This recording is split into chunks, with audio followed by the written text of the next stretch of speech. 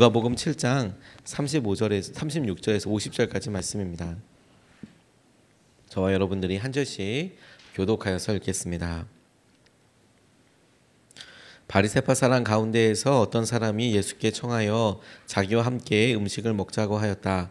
그래서 예수께서는 그 바리새파 사람의 집에 들어가셔서 상에 앉으셨다.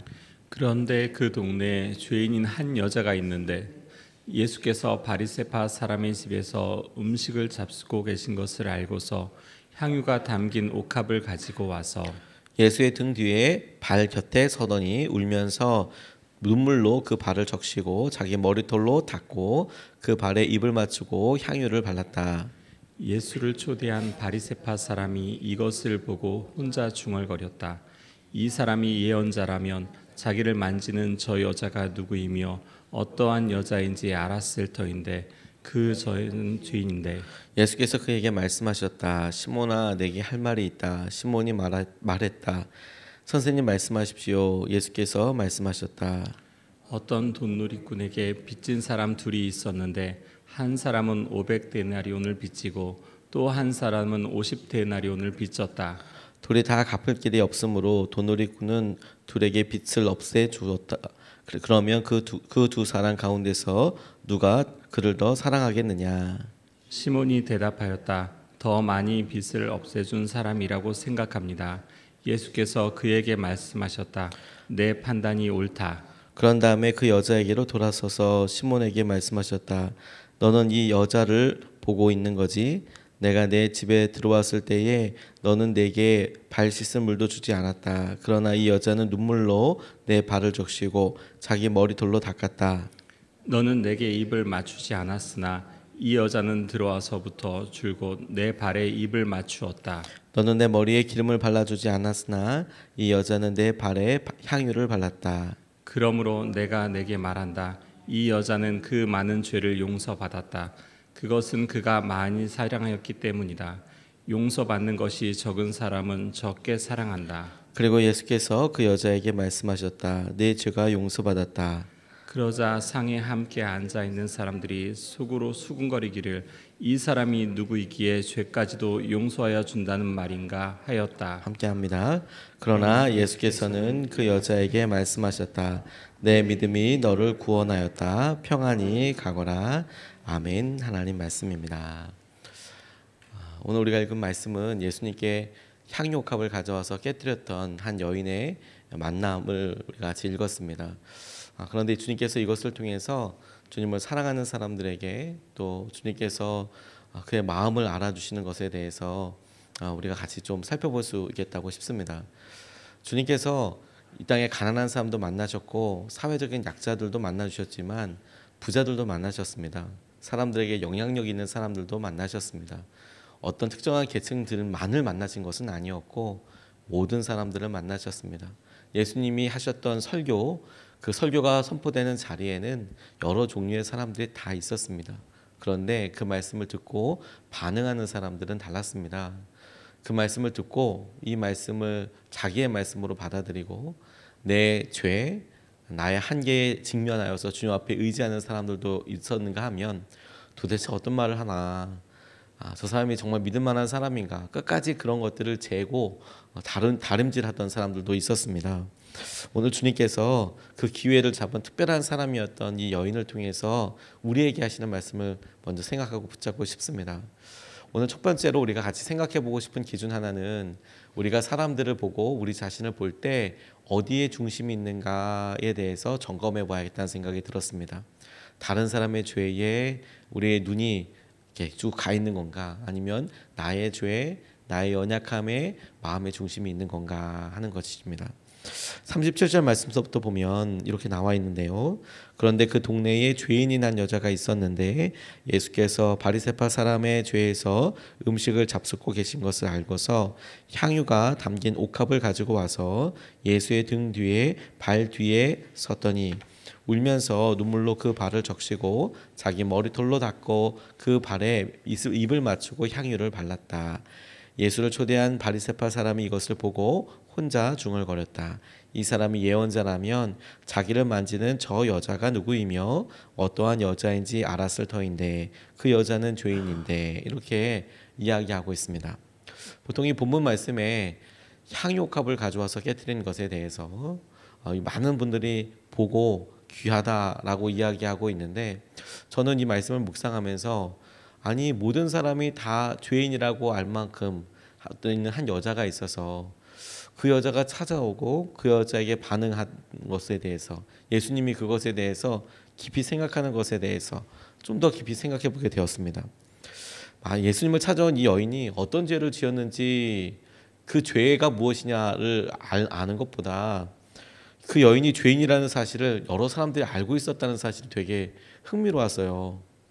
그 여인이 알고 있었던 죄가 어떤 당시의 사람들이 터부시하는 죄다. 그래서 주석서들을 보니까 모일 거다, 모일 거다, 모일 거다 이런 일들이 있는데 그런데 그걸 그 개인의 죄를 다른 사람들도 다 알 수 있을 정도의 삶이라면 그건 또 어떤 삶인가 이게 오히려 저는 되게 신기하게 여겨지더라고요. 그리고 본인도 그 죄에 대해서 알고 있었죠. 그래서 아무 말도 하지 못하고 울고 있었다 이렇게 이야기하는 겁니다.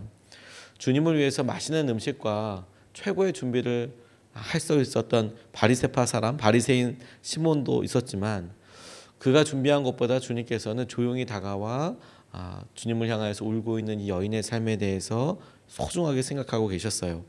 그녀는 자신의 죄에 대해서 진심으로 뉘우치고 있었습니다. 무슨 얘기를 하지 못했지만 내 마음에 있는 한계, 내 마음에 있는 여러 아픔들을 그냥 그대로 가지고 왔습니다. 하지만 시몬은 자기의 죄가 아닌 그 여자의 죄에 대해서 보고 있어요. 뿐만 아니라 그 여인이 어떤 사람이라는 것을 알아보지 못하는 예수님은 또한 참다운 예언자인가 선지자인가 이걸 가지고 고민하고 있어요. 저 여자는 죄인인데 저 죄인을 같이 대하고 있는 예수님은 그러면 여전히 비슷한 부류이거나 혹은 죄인이라는 사실도 알지 못하는 그런 사람인 건가? 여기에 또 예수님을 정죄하고 있는 것이죠. 마음의 중심이 어디냐에 따라서 예수님을 만났을 때 예수님께서 하시는 은혜와 회복과 기쁨을 누릴 수 있는 차이가 있는 겁니다. 내가 내 죄에 내 문제에 여기에 집중하고 있는가? 다른 사람들을 비난하고 다른 사람들의 죄에 다른 사람들의 어떤 행동에 우리의 사고가 갇혀 있는 것이 아닌가? 그거에 따라서 달라집니다. 우리의 시선이 우리의 기준이 진짜 그런가 아닌가 알 수 있는 방법은 한 가지를 질문해 보면 돼요. 우리보다 더 나쁜 사람이 있는가? 우리 가운데 용서하지 못하는 사람들이 있는가? 살펴보면 우리의 마음의 중심이 어디 있는지를 알게 됩니다. 저희 아버지가 목회하시고 이럴 때 옆에서 이렇게 함께 보고 그리고 함께 보다 보니까 어린 저로서 어떤 때는 이해 안 가는 여러 행동들도 어떤 장면들도 많이 있었어요. 그 중에 한 가지가 저희 아버지에게 와서 어떤 분들이 했던 그런 어렸을 때 제 모습으로는 시선으로는 이해가 안 가는 일이 있었습니다. 마음속에 많은 화가 있었고 그것 때문에 방황하게 되는 그런 경험들이 있었습니다. 제 마음속에 기도할 때마다 그분들이 너무너무 생각이 나더라고요. 하나님께서 하나님과의 관계를 회복시키려고 할 때 그분들 생각을 많이 나게 하셨어요. 그리고 용서한다라고 이렇게 제 마음속에 결단하게 하시고 진짜 폭풍 같은 눈물을 참 많이 흘리게 하셨습니다. 그런데 신기한 거는 한 일주일 지나고 한 달 지나고 나면 다시 그분들 생각이 나는 거예요. 용서할 수 없다. 어떻게 그럴 수가 있나. 이런 생각이 제 안에 들더라고요. 그러면 그 다음 수련회, 그 다음 문제에 또 하나님께서 그 문제 가지고 부딪히셨어요.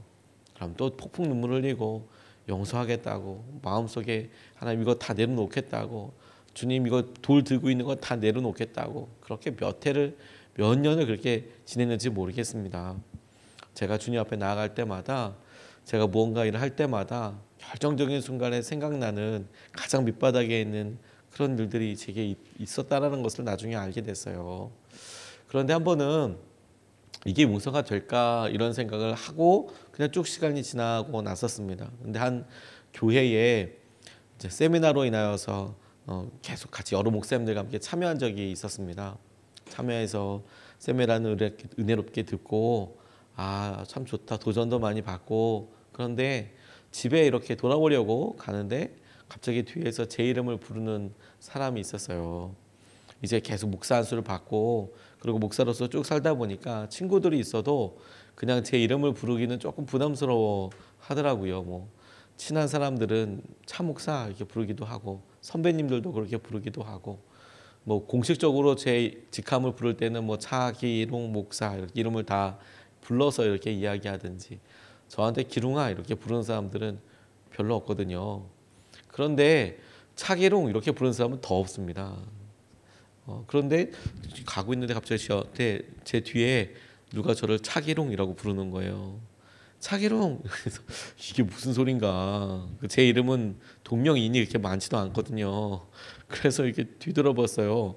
그랬더니 세상에 예전에 그렇게 저의 마음속에 참 아프고 미움으로 어렵게 남아있던 그 분이 그 세미나에 같이 참석하신 거예요. 시간이 지나고 나니까 목사님이 되어 있으시더라고요. 그것도 되게 좀 놀랐습니다. 그런데 뒤에서 이렇게 보다가 저를 보고 아는 척을 하시더라고요. 저한테 말씀하셨어요. 너 목사 안수 받았다며 차기룡 이렇게 얘기하셨어요. 근데 참 너무 놀라운 것은요. 하나도 밉지가 않더라고요. 잘 대답했어요.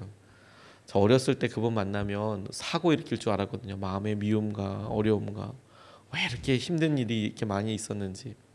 그런데 시간이 많이 지나고 그리고 그분을 용서하고 저 혼자서 그렇게 하고 이렇게 막 하고 나니까 통과하고 나니까 맛있는 용서하고 아무 일도 아닌 것처럼 그냥 웃으면서 저도 대답할 수 있게 되더라고요.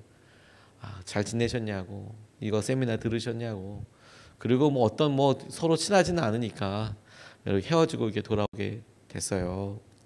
하나님께서 제 마음속에 사역과 또 제 안에 복음을 만나 주시고 이게 언제 될까? 언제 이게 사람들 용서하고 언제 이렇게 나아지게 될까? 근데 그런 시기들을 넘어서게 하시더니 제 삶에 어느 순간에 은혜로 이렇게 돌려주셨나? 언제 주님께서 제 삶에 진짜 주님이 되어주셨나? 저는 그 시기는 정확하게 알지는 못합니다. 그런데 그런 순간들을 이미 넘어서게 되어 있는 제 모습을 보게 됐어요. 그러니까 오늘 여러분 우리가 우리 삶에 여전한 어떤 걸림을 느끼게 된다면 우리가 우리 죄가 아니라 우리의 연약함이 아니라 다른 사람은 왜 저럴까? 왜 저렇게 말할까? 왜 저렇게 힘들까? 라고 생각될 때 그 순간을 가지고 고민하고 낙담하고 있을 게 아니라 어디에 은혜가 있는지를 살펴야 되는 거예요. 어디에 주님의 뜻이 있는지. 다른 사람들의 죄, 그 사람들을 어렵고 하고 힘들어하는 곳에 주님의 은혜가 있지 않고 내 죄가 더 크지 뭐. 내 마음이 더 큰 연약함이 있지 뭐. 그렇게 하나님께서 하시는 것을 붙잡는 것이 바르게 무게중심을 잡는 것일 뿐만 아니라 주님께서 예비하신 은혜를 누리게 되는 통로가 되는 겁니다. 내 죄, 내 문제로 주님 앞에 나아가게 될 때 주님의 은혜를 경험하게 돼요. 그 이야기가 두 번째로 이어지게 됩니다. 은혜와 용서에 대해서 우리가 주님이 은혜를 주시는 것을 보게 됩니다. 47절 50절까지 말씀에 그러므로 내가 네게 말한다. 이 여자는 그 많은 죄를 용서받았다. 그것은 그가 많이 사랑하였기 때문이다. 용서받은 것이 적은 사람은 적게 사랑한다. 그리고 예수께서 그 여자에게 말씀하셨다. 내 죄가 용서받았다. 그러자 상에 함께 앉아 있는 사람들이 속으로 수군거리기를 이 사람이 누구이기에 죄까지도 용서하여 준다는 말인가 하였다. 그러나 예수께서는 그 여자에게 말씀하셨다. 내 믿음이 너를 구원하였다. 평안히 가거라. 이렇게 말씀하셨습니다. 예수님뿐만 아니라 예수님의 제자들도 이 자리에 같이 있었던 것으로 짐작할 수 있습니다. 주님께서 갑자기 제자들에게 말씀하셨던 장면을 보아서도 적지 않은 사람이 예수님과 관련되어 있는 사람들이 이곳에 지금 함께 식사하고 있는 것이죠. 이곳에 초대했던 사람은 바리새인이라고 처음에는 소개하고 있다가 시몬이라는 이름이 나와 있기도 합니다. 그래서 주인이 지금 초대를 해서 아마도 예수님과 예수님을 따르는 사람들에게 적지 아니하는 호의와 배려를 하고 있는 곳이에요. 음식 한 끼가 가만히 보면 있는 것 가지고 먹는다고 하지만 이게 또 그냥 거저 나누는 건 아니지 않습니까? 요즘 이렇게 신방 가서 이렇게 뵈면 마음을 다해서 이렇게 제게 같이 식사를 이렇게 섬겨주시는 분들을 보면 나가서 식사하는 것보다 집에서 식사하는 게 재정이 더 많이 든다는 걸 알고 있어요. 결코 싸지 않다는 것과 더 많은 정성과 더 많은 시간과 심지어 재정도 더 비싸죠. 저 그런 생각이 들었습니다. 이 자리에서 지금 이 예수님이 만난 자리에서 아마 제일 어떤 수고와 또 재정적인 어떤 부담을 가진 사람이 있다면 이 바리새인 아니겠습니까? 돈을 들였을 거예요. 그리고 주님을 위해서 그래도 선한 마음이 있으니까 지금 식사라도 대접한 거 아니겠습니까? 죽이려고만 들었다면, 미워하기만 했다면 아마 그러지는 않았을 거예요. 적어도 마음이 열려 있으니까 식사라도 같이 하자 하고 말이라도 들으려고 하고 아마 그런 마음의 분량이 있었을 겁니다. 그런데 이 자리에서 예수님을 만났지만 예수님께서 주시는 은혜를 누리지는 못했어요. 예수님이 그에게 아무런 말씀도 하지 않으셨습니다. 오히려 타박을 하셨을까요?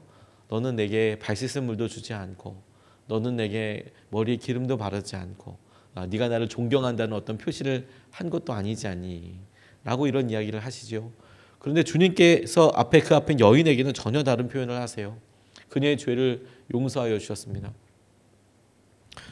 주님은 그녀에게 믿음을 보셨고 그 믿음이 주님을 향한 사랑이라고 표현하셨어요. 너의 믿음을 내가 보았고 너 그 믿음 때문에 구원받았어. 그런데 여러분, 이게 우리에게 굉장히 큰 이 장면이 은혜가 되고 놀라운 고백이 되는 게 뭐냐면, 주님께서 용서받은 것이 클수록 사랑하는 것도 큰 거야, 이렇게 이야기하시면서 그녀의 행동을 사랑이라고 보아주셨다라는 겁니다. 그녀의 행동을, 향유옥합을 갖고 와서 깨트린 이 행동을 그녀가 나를 사랑하기 때문에, 그녀가 많은 죄를 용서받았기 때문에 라고 말씀하고 계세요. 그런데 여러분, 이게 왜 우리에게 참 커다란 위로와 은혜가 되냐면, 주님이 그녀와 아무런 대화를 하지 않으셨어요. 예를 들어서 그녀가 와서 주님 제 죄를 용서해 주십시오 라고 이야기해서 예수님 그 얘기를 듣고 그래 내가 네 죄를 용서한다 이렇게 이야기한 게 아닙니다. 지금 저 여인이 죄인입니다 라고 이야기한 것은 바리새인이었습니다. 그리고 여러 주위에 있는 사람들이었어요. 그녀가 한 것은 그냥 눈물을 흘리면서 주님 앞에 머리털로 이렇게 발을 닦았다 이렇게 이야기하고 있어요. 그냥 우는 거였어요. 향유컵을 깨트린 거였어요. 그러니까 사람들이 보기엔 죄인이 하는 저 행동이라고 보셨지만, 주님은 그녀가 아무 말도 하지 않았지만 그녀의 마음을 아셨다는 거예요. 왜 이렇게 울고 있는지, 왜 이것을 깨트렸는지, 그래서 그녀가 지금 하고 있는 행동이 무엇인지, 그리고 그 구체적인 행동을 뭐라고 불러주셨냐면 그녀가 사랑하기 때문에 그런 거야 라고 봐주셨다니까요. 전 이게 너무 제게 큰 은혜가 됐어요. 우리 마음에 억울하고 힘들고 그리고 주님 앞에 말할 수 없을 만큼 신음을 갖고 있을 때도 있지 않습니까? 그런데 주님께서 우리의 그런 노력과 우리의 마음을 사랑으로 봐주신다. 우리의 마음과 우리의 마음의 중심을 잘 아셔서 그것을 사랑으로, 당신을 향한 사랑으로 봐주신다. 이게 진짜 큰 위로가 되더라고요. 주님께서 다른 사람들은 다 죄인이라고 이야기하고 저거 잘 몰라서 그렇지, 저 사람 어떤 사람인지 잘 몰라서 그래, 아마 그렇게 손가락질하는 사람이 전혀 없다고 얘기할 수는 없겠죠. 그런데 주님은 그런 사람들의 시선이 아니라 우리의 마음의 중심을 보시고 주님 앞에 올려드릴 우리의 고백을 보시고 아시고 사랑하기 때문에 그런 거야. 그리고 그 사랑하기 때문에 하는 행동들을 주님께서는 선하다 보시고 용서하여 주시고, 그리고 그 믿음을 귀하다 구원하여 주신다는 거예요. 너 참 귀하다, 너 참 놀랍다. 그게 주님의 인정이고 주님의 약속이죠. 저 오늘 하루를 이렇게 생각해 봤습니다. 오전이 우리의 삶에 있어서 선한 일을 하려고 노력을 할 거고 당연히 말씀대로 순종하려고 살 겁니다. 근데 여전히 지나놓고 저녁 때가 돼서 예수 동행 일기를 쓰고 마무리를 할 때 쭉 보면 후회되는 것도 생각에 가끔 나는 게 아니라 많이 나요. 좀 그렇게 얘기할 걸, 전화할 걸, 먼저 그런 거 확인할 걸, 이런 생각이 문득 막 들면서 지나갑니다. 그런데 대부분의 것들이요, 후회라고 하지만 또 명확하게 그게 잘못도 아니고 잘못이 아닌 경우들도 있고, 혹은 이거 어떻게 생각할지 애매한 부분도 많고, 지나고 나서야 이제 이게 잘못이구나 아는 경우들이 거의 대부분이에요. 대부분 그냥 우리 마음속에 다 뭔가 정확하게 결정되지 않고 지나가는 것들이 있죠. 근데 주님은 우리의 마음을 이렇게 보시면서 우리가 주님 앞에 했던 행동들, 상황들에 대해서 그리고 그 헌신에 대해서 사랑하기 때문에 그런 거야 라고 봐주신다면 얼마나 좋을까. 주님께서 우리의 마음의 중심을 아시고 그래 네가 사랑하기 때문에 그렇게 한 거지. 그래, 내가 너의 죄를 용서하여 준다. 전 이게 너무너무 기뻐서 제 안에 자유함이 되더라고요. 아 그렇군요 주님. 오늘도 주님께서 우리를 보시는 시선 자체가 우리의 마음을 알아주시고 그리고 우리의 그런 행동을 사랑이라고 봐주신대요. 그러니 얼마나 자유합니까 하나님. 우리가 억지로가 아니라 우리가 이 일을 지켜야만 하는 어떤 율법이기 때문에 아니라 주님이 저를 사랑하시기 때문에 하는 온전한 행동과 마음으로 나아갈 수 있겠구나. 그게 우리 가운데 자유함이 되겠구나. 그게 커다란 기도 제목이 되었습니다. 하나님 사랑 때문에 움직이게 해주시고 사랑 때문에 주님을 더 사랑하게 해주시고 주님 그 사랑 안에서 우리가 자유하게 해주십시오. 힘들고 어렵고 우리를 스스로 정죄하고 우리의 실수 때문에 낙담하고 그런 삶이 아니라 주님께서 우리를 사랑으로 봐주시는 그 시선 때문에 우리가 자유하고 기도하고 주님 앞에서 행하신 은혜를 누릴 수 있게 하여 주십시오. 이렇게 간구하고 기도해야겠다라는 마음이 제게 들었습니다. 오늘 두 가지 말씀을 같이 나눴어요. 첫 번째, 우리 시선을 먼저 점검해 봐야 하겠습니다. 우리가 우리의 연약함, 여기에 은혜가 있어요. 우리의 연약함을 주님 앞에 나아가고 기도하고 여전히 다른 사람들을 정죄하고 힘들고 이렇게 이야기할 때 주님을 만날 수 있는 자리가 아닙니다. 그 자리가 억울한 자리일 수 있고 그 자리에서 말하는 모든 내용들이 우리 얘기가 맞을 수 있어요. 심지어 그런데 그 자리는 은혜를 경험할 수 있는 자리는 아니에요. 예수님을 만날 수 있는 자리에 우리가 있고 하나님 우리의 마음에 우리의 연약함을 넘어서게 하여 주시고 우리가 주님을 의지할 때 주님께서 이 모든 일들을 풀어주시는 것을 경험하게 해주십시오. 주님 이 일을 통하여 우리가 악해지지 않게 해주십시오. 두 번째, 주님이 우리를 보고 우리를 향한 당신의 마음이 결정이 너 사랑하기 때문에 그렇게 하는 거지 이렇게 봐주신다니 주님 더욱 주님을 사랑하게 하여 달라고 이렇게 같이 좀 기도하고 싶어요. 우리가 이 두 가지를 놓고 기도하는데 첫 번째 이렇게 좀 같이 기도하고 싶습니다. 주님 다른 사람의 죄를 정죄하기보다 우리의 한계 우리의 죄의 연약함을 넘어서게 하여 주십시오. 우리가 다른 사람들을 계속 탓하고 다른 사람들을 불평하고 이렇게 하기보다 주님 우리의 죄 우리의 연약함을 먼저 넘어서게 하여 주시고 주님께서 행하시는 은혜의 자리에서 주님을 더 가까이 만나게 하여 주십시오. 예수님을 만나고 있지만 여전한 세상의 눈과 판단으로 그분이 준비하신 사랑과 은혜를 누리지 못하고 놓치지 않게 하여 주시고 오늘 주님께서 하시는 것을 우리가 마음을 열어서 우리의 죄를 용서하시고 우리의 한계를 넘어서게 하시는 주님을 우리가 경험하게 하여 달라고 우리가 첫 번째로 같이 기도하시겠습니다. 아버지 하나님